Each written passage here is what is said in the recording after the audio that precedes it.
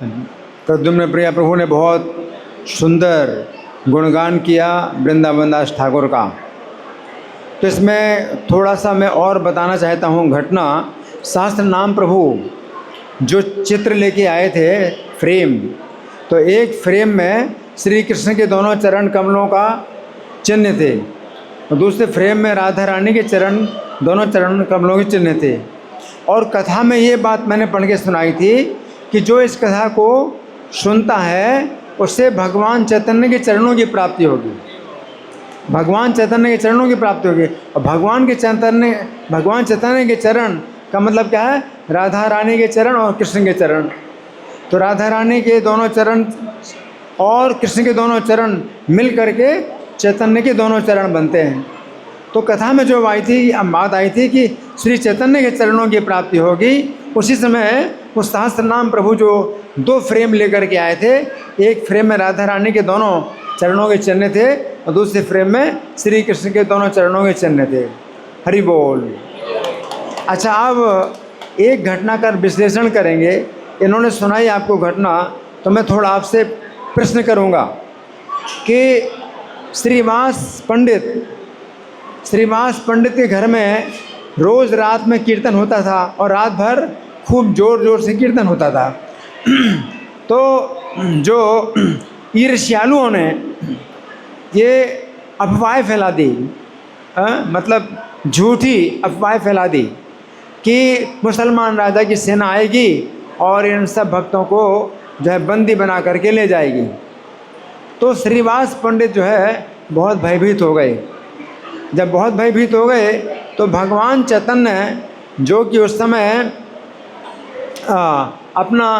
अपना जो ईश्वर का भाव है नहीं प्रकट किया था, अपनी भगवत्ता प्रकट नहीं की थी, लेकिन उनको लगा कि अब तो मुझे भगवत्ता प्रकट करनी होगी, कि श्रीवास पंडित का डर कैसे दूर होगा। तो उन्होंने जो है ये बताया कि अगर राजा की सेना आएगी सब भक्तों को बंदी बनाने के लिए, तो सबसे पहले मैं राजा के पास जाऊंगा। भगवान कहते हैं मैं सबसे पहले मुसलमान राजा के पास जाऊंगा और उससे बोलूंगा कि राजा तो सही और गलत को पहचान, तेरे महल में जितने हाथी हैं जितने घोड़े हैं उन सबको बुला ले यहाँ, और तेरे मुल्ला भी जो है यहाँ पर आएँ और वे मुल्ला अपनी कुरान की आयतें पढ़ करके हाथी घोड़ों को प्रेम से रुलाएं, हैं? तो मैं जानूं कि तेरे शास्त्र में कितनी शक्ति है। और वो तो कुछ नहीं कर पाएगा, उनके मुल्ला ऐसा कुछ नहीं कर पाएंगे कि हाथी घोड़ों को प्रेम से रुलाएं। फिर मैं अपनी शक्ति दिखाऊंगा और मैं उन हाथी घोड़ों को हरि नाम बुलवाऊंगा और प्रेम से रुलाऊंगा। तो भगवान चैतन्य ने जब ये बात कही तो श्रीवास पंडित को विश्वास तो हुआ, लेकिन कुछ शंका फिर भी बनी रही। क्यों? क्योंकि भगवान ने अभी तक कुछ ऐसा दिखाया नहीं था।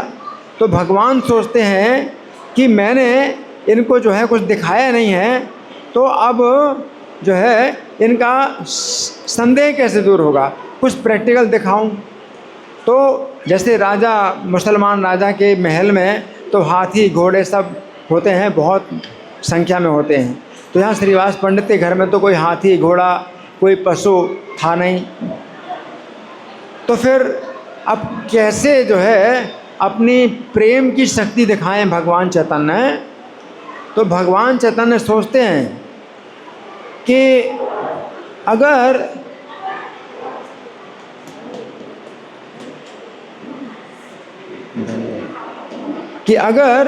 मैं इन भक्तों को, जो श्रीवास पंडित के घर में भक्त लोग हैं, अगर उनको मैं प्रेम से रुलाऊंगा तो इसमें कोई ख़ास बात नहीं होगी, क्योंकि ये तो भक्त हैं और प्रेम से रोते हैं। तो फिर चैतन्य महाप्रभु ने क्या विचार किया, अब अपना जो है शक्ति का नमूना दिखाने के लिए चैतन्य महाप्रभु ने क्या विचार किया, बताइए। श्रीवास की भतीजी नारायणी 4 साल की बालिका थी, उसको बुलाया। तो इस बात को समझिए। क्यों? क्योंकि कोई हाथी घोड़े तो अब है नहीं उनके घर में, और कोई पक्षी है तो वो तो जो है उड़ जाएगा, वो तो रुकेगा नहीं। तो हाथी घोड़ों को प्रेम से भगवान रुलाएंगे, तो इस बात का जो है नमूना, अब इसका जो है सबूत दिखाने के लिए भगवान ने किसी भक्त को जो है ये नमूना नहीं दिखाया। क्यों? किसी भक्त का नमूना क्यों नहीं दिखाया कि प्रेम से रुला दें? इसका क्या कारण? वो पहले से ही भक्त हैं। तो नारायण ने जो 4 साल की कन्या बिल्कुल अबोध, अगर उसको प्रेम से रुलाएं तो जो है पता मतलब निश्चित हो जाएगा कि हाथी घोड़ों को रुला सकते हैं। क्यों? क्योंकि 4 साल की बच्ची है तो नाम तो ले सकती है लेकिन प्रेम से नहीं रोएगी। 4 साल का बच्चा होता है तो प्रेम से नहीं रोता। अगर चांटा मारोगे तो रोएगा, तो वो जो है शोक में रोएगा, वो प्रेम से नहीं रोएगा। तो प्रेम से जो है 4 साल की बच्ची नारायणी को जो है भगवान सोचते हैं कि इस बच्ची को अगर प्रेम से रुला दूँ तो जो है मेरी शक्ति का जो है मतलब नमूना मिल जाएगा। तो भगवान ने नारायणी को बोला कि नारायणी तू कृष्ण का नाम लेकर के प्रेम से रो कर देखा।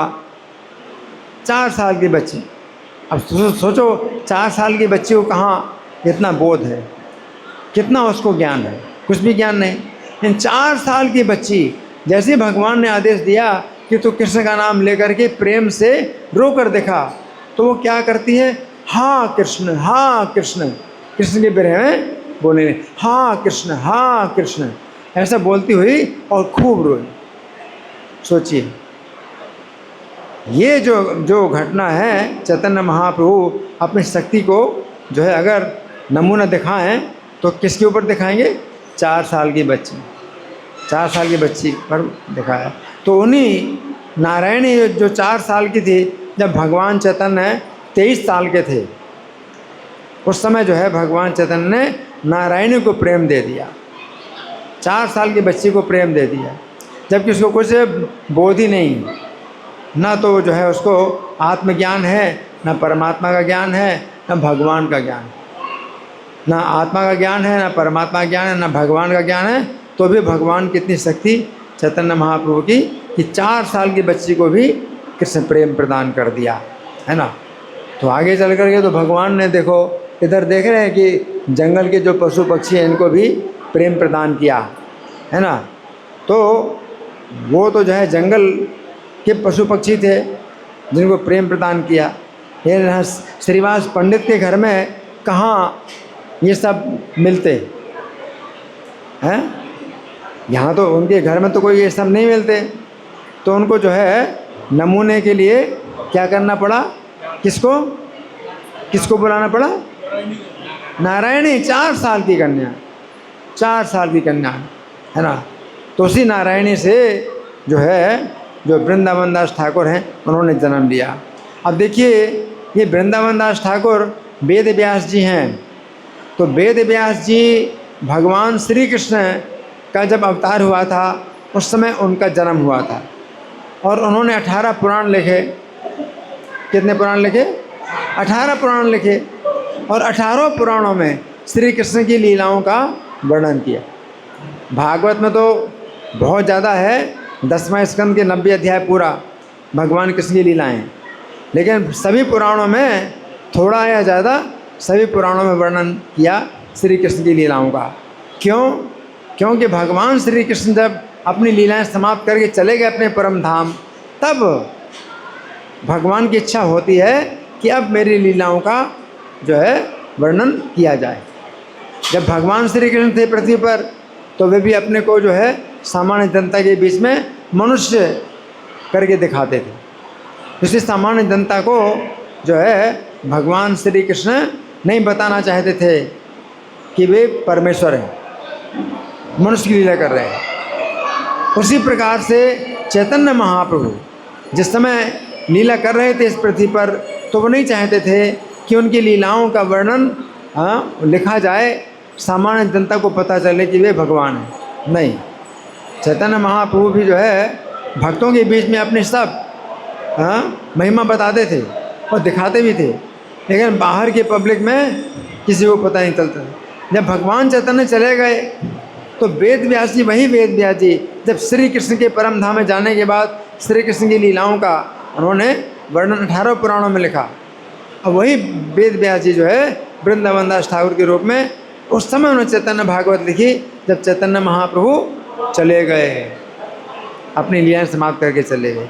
तो वो समय था चैतन्य महाप्रभु लीलाओं का वर्णन करने का, तो चैतन्य भागवत की उन्होंने रचना की है। तो ये जो व्यास जी हैं, जो ये 28वें द्वापर के अंत में जो व्यास जी हुए कृष्ण द्वैपायन व्यास, तो उन्होंने 18 पुराणों में कृष्ण की लीलाओं का वर्णन किया। राम की लीलाओं का भी वर्णन 18 पुराणों में मिलता है ना। लेकिन चैतन्य महाप्रभु लीलाओं का वर्णन क्यों नहीं किया? क्योंकि चैतन्य महाप्रभु तो आगे चल करके होंगे, तो पहले से वर्णन पुराणों में उन्होंने नहीं किया, जहाँ तहाँ कहीं जो है संकेत के रूप में वर्णन कर दिया, इस सामान्य जनता को पता ना चले। लेकिन अब आगे जो है जो व्यास जी होंगे, कब होंगे? 29वें द्वापर के अंत में। ये 28वां द्वापर बीत गया तो व्यास जी थे, फिर 28वां कलयुग चल रहा है। 28वें कलयुग के बाद 29वां सतयुग आएगा, फिर 29वां त्रेता आएगा, फिर 29वां द्वापर आएगा। 29वें द्वापर के अंत में जो व्यास जी होंगे वो 18 पुराण फिर से लिखेंगे।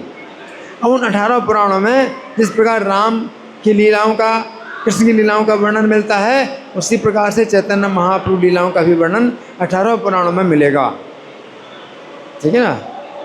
तो ये जो है भगवान चैतन्य है, उसी प्रकार जैसे श्री कृष्ण हैं, श्री राम हैं, मनुष्य की लीला करते हैं, तो अपने लीला अपने अवतार काल में वे नहीं चाहते कि सामान्य जनता को उनकी ईश्वरता का पता चले।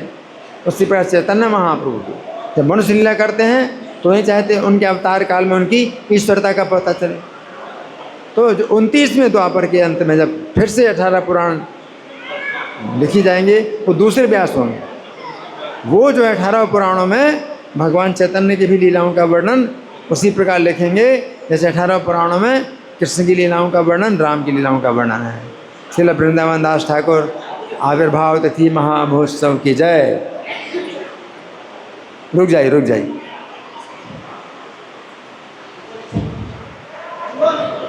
एक और मैं श्लोक आपको बताना चाहता हूँ शास्त्र का।